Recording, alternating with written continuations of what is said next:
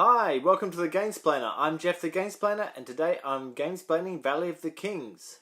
You will notice that the version that I'm showing you is Valley of the Kings The Last Rites. That is the third version out of all three of them. So there is also Valley of the Kings Afterlife and Valley of the Kings, the original.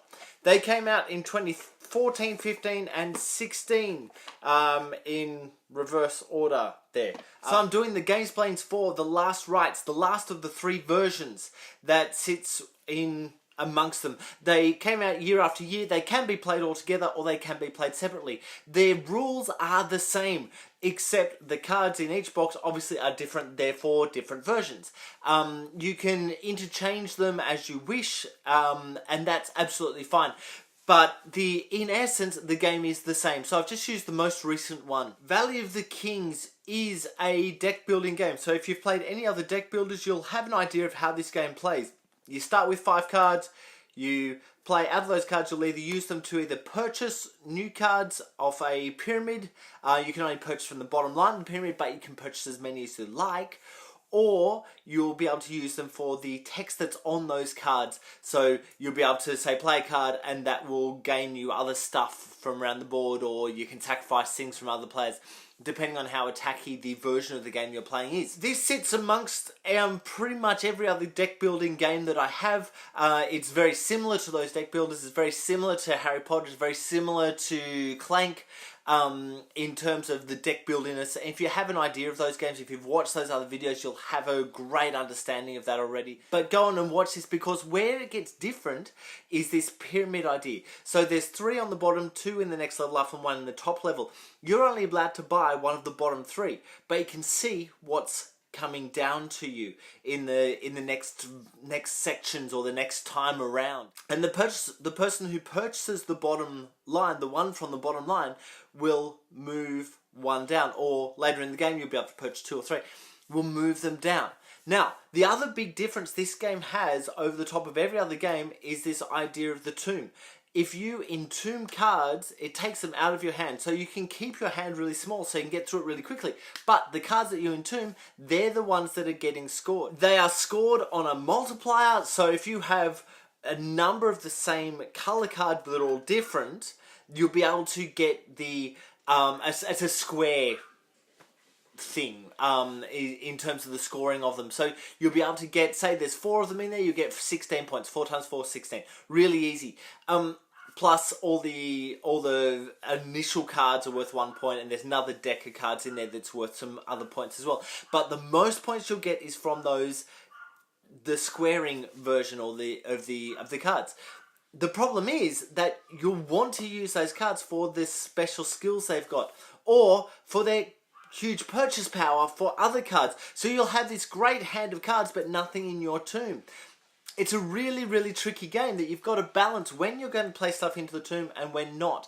If you can play stuff into the tomb really early or from the beginning and just get that running through the tomb, you'll find that you'll actually get a lot more points into the tomb at an earlier stage. But the problem is, if you purchase a card from the deck and then entomb it in the next time it comes through your hand, you're only ever playing with the purchase power of 1 card. So a purchase power of 5 total. The problem is that as we go through the deck, because there's different ages, when we get to that 3rd age, you can't purchase anything. They're worth 10 or in that ballpark each, which means you have to have a handful of level 2 cards in order to purchase any of the level 3 cards. But if you've already entombed those level 2 cards, you're not going to be able to purchase level 3 cards. You see where the drama comes into this game. It's with that purchase power and purchasing which cards from the deck and getting them then into the tomb at the right time that you can still afford to buy stuff from the upcoming decks.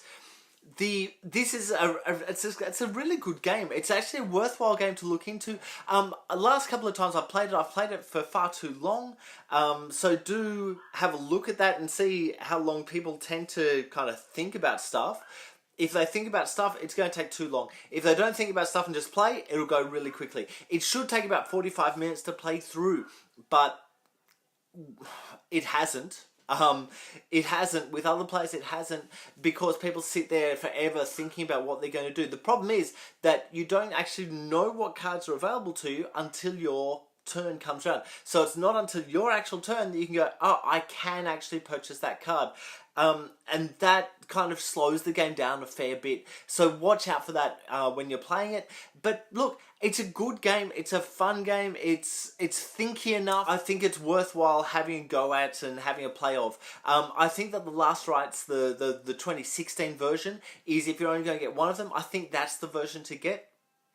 The other versions are either you're playing for everyone else or you're attacking everyone else. So I think the Last Rites kind of finds that middle ground really nicely. But look, have a look at all three of them if you like. If you've got the spare funds lying around to go, I'll get all three. Or if your shop has all three even. I believe the other ones have been really tricky to find recently. But look, you might find them okay and be okay with buying all three. Or look for Last Rites. I think that's the best one to go with. Have a look at my gameplay and my gameplay to get an idea of how the games themselves play and what you might like or dislike about the games.